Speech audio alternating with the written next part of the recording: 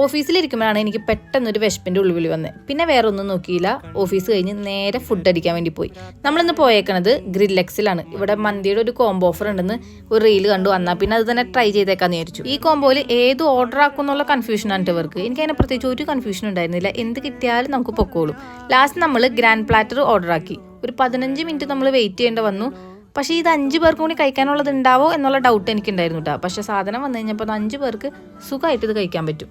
ഇതിൽ 2 ടൈപ്പ് മന്തി റൈസ് വരുന്നുണ്ട്, പിന്നെ ചിക്കൻ്റെ പല പല ഫ്ലേവേഴ്സും വരുന്നുണ്ട്, ബീഫും ഇൻക്ലൂഡഡ് ആയിരുന്നിട്ടാ. പക്ഷെ എനിക്കിതിൽ ഏറ്റവും ഇഷ്ടപ്പെട്ടത് ഈ 2 മയോണൈസ് ആയിരുന്നിട്ടാ. അടിപൊളിയായിരുന്നു. പിന്നെ ബീഫ് എനിക്ക് വലിയ ഇഷ്ടമല്ലെങ്കിലും കുഴപ്പമില്ല, ഓക്കെ.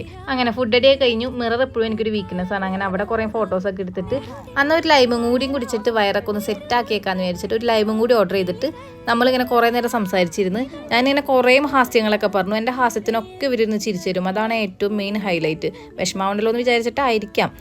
അങ്ങനെ നമ്മുടെ ഫുഡ് അടിയൊക്കെ കഴിഞ്ഞിട്ട് നമ്മൾ നേരെ തിരിച്ച് വീട്ടിലോട്ട്. അപ്പോൾ അത്രയൊക്കെ ഉള്ളൂ. Okay, bye.